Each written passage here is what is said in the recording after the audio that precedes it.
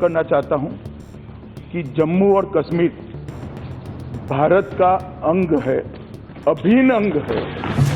इसके बारे में कोई कानूनी या संवैधानिक विवाद नहीं है।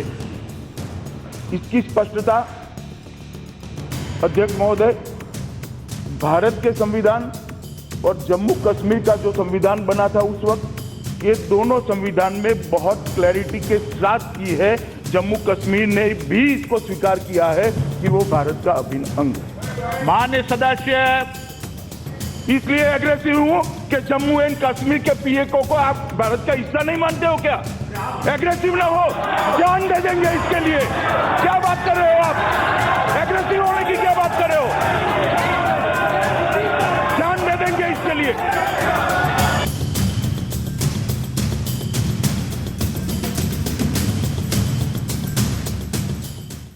नमस्कार, एनएमएफ न्यूज देख रहे हैं आप। मैं हूं आपके साथ अभिषेक पुंडी। 5 अगस्त 2019 भारत के लिए बेहद जरूरी तारीख है, क्योंकि इस दिन कश्मीर के लिए मोदी सरकार ने एक ऐसा फैसला लिया जिससे घाटी का पूरा रूप, रंग और स्वरूप ही बदल गया। इन 3-4 सालों में घाटी में बहुत कुछ बदला है। ये बदलाव सिर्फ और सिर्फ मोदी सरकार के कारण संभव हो सका है। जिस घाटी में पहले युवाओं के हाथ में पत्थर हुआ करते थे, चेहरे पर नकाब होते थे, आज उन्हीं युवाओं के हाथों में शिक्षा का अधिकार है। वो आज स्कूल जाते हैं, किताबें पढ़ते हैं, मैदानों में खेलते नजर आते हैं। कश्मीर की बेटियां पढ़ लिख रही हैं। आज घाटी आतंकवादियों के लिए नहीं बल्कि शांति के लिए जानी जाती है, जहां G20 जैसे आयोजन भी किए जा रहे हैं, जहां की सड़कें बेहतर हुई हैं, जहां लोग खुद अपना व्यवसाय कर रहे हैं। घाटी में केंद्र के कानून और कई सारी योजनाएं लागू कर दी गई हैं। सभी को समान अधिकार मिल रहे हैं। जो विपक्ष 370 को हटाने का विरोध कर रहे थे, आज वो भी घाटी के बदले स्वरूप को देखकर खुश हैं। फारूक अब्दुल्ला यहां तक कह चुके हैं कि G20 जैसे आयोजन के बाद घाटी आगे बढ़ रही है। सड़क और कनेक्टिविटी की सुविधाएं बेहतर हुई हैं। इससे बड़ा उदाहरण क्या होगा जब विरोधी भी इस बात को मान रहे हैं। धारा 370 का दंश झेल रहे जम्मू कश्मीर को इस दंश से मुक्त कराया गया। इस धारा का कई राजनीतिक दलों ने विरोध भी किया था। जम्मू कश्मीर के राजनीतिक दल नेशनल कॉन्फ्रेंस PDP और कांग्रेस ने इसका घोर विरोध किया था। PDP चीफ ने तो ये तक कह दिया था, अगर 370 रद्द हुआ तो घाटी में खून की नदियां बह जाएंगी, भारत का तिरंगा कोई नहीं उठाएगा। लेकिन आज ना तो खून की नदियां हैं वहीं, और जहां बात तिरंगे की है तो वो तिरंगा शान से वहां लहरा रहा है।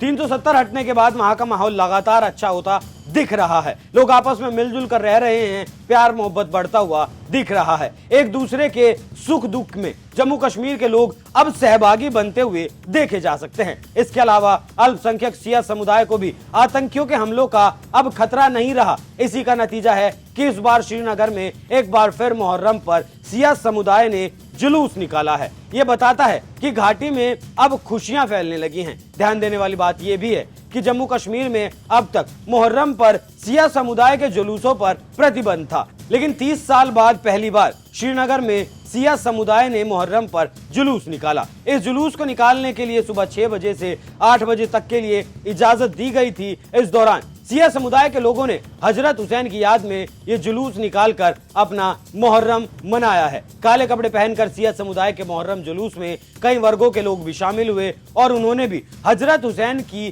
करबला में दी गई शहादत को याद किया। आपको बता दें कि 1989 से इस जुलूस पर प्रतिबंध था। दरअसल 1989 में ऐसे ही एक बड़े जुलूस में कुछ आतंकी घुस आए थे और इसमें HAJY यानी तब के नामी आतंकी यासीन समली, जावेद मीर जैसे लोग शामिल हुए। इस दौरान जमकर नारेबाजी भी की गई। देश विरोधी नारेबाजी को देखते हुए उस वक्त के राज्यपाल जगमोहन ने इस पर प्रतिबंध लगा दिया था, जिसके बाद लगभग 30 से 33 साल बाद ये जुलूस यहाँ निकाला गया है। इस दौरान सुरक्षा के पुख्ता इंतजाम किए गए। इन तस्वीरों से आप अंदाजा लगा सकते हैं कि जो विरोधी हमेशा 370 हटाने का विरोध कर रहे थे, उन्हें इस बात को अब स्वीकार कर लेना चाहिए कि घाटी में अब शांति है। हालांकि घटनाएं आज भी होती हैं, लेकिन पहले के मुकाबले बहुत कम होती हैं। अब घाटी में लोगों को डर नहीं लगता। नतीजा ये है कि वहां अब पर्यटक भी पहले से ज्यादा आते हैं। साथ ही देश के किसी भी हिस्से का नागरिक यहाँ जमीन खरीद सकता है, व्यापार कर सकता है और तमाम चीजों की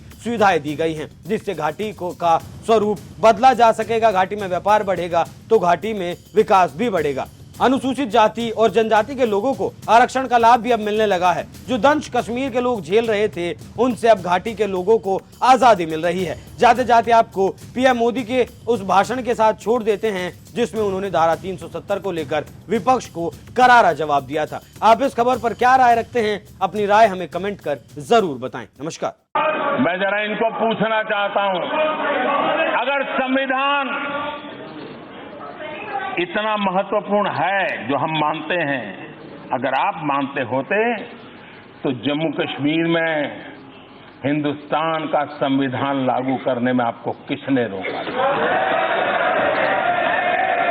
इसी संविधान के दिए अधिकारों से जम्मू कश्मीर के मेरे भाइयों बहनों को वंचित रखने का पाप किसने किया था?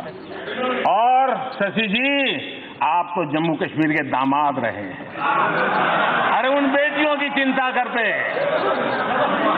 आप संविधान की बात करते हो। और इसलिए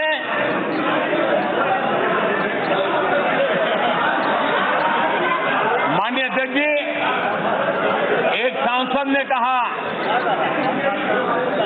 एक माननीय सांसद ने कहा कि जम्मू कश्मीर ने अपनी आइडेंटिटी खोई है।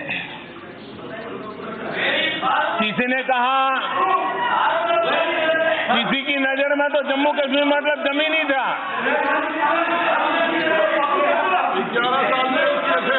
माननीय अध्यक्ष जी, कश्मीर में जिनको सिर्फ जमीन दिखती है, न उनको इस देश का कुछ अंदाज है, न और वो उनकी बौद्धिक दारिद्रता का परिचय करवाता है। कश्मीर ये भारत का मुकुटमणि है। कश्मीर ये भारत का मुकुटमणि है। माननीय अध्यक्ष जी, कश्मीर की आइडेंटिटी बम, बंदूक और अलगाववाद बना दी गई थी। 19 जनवरी 1990, जो लोग आइडेंटिटी की बात करते हैं, 19 जनवरी 1990, वो काली रात, उसी दिन कुछ लोगों ने कश्मीर की आइडेंटिटी को दफना दिया था।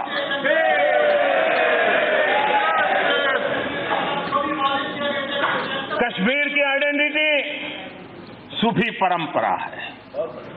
कश्मीर की आइडेंटिटी सर्वपंथ संभाव की है।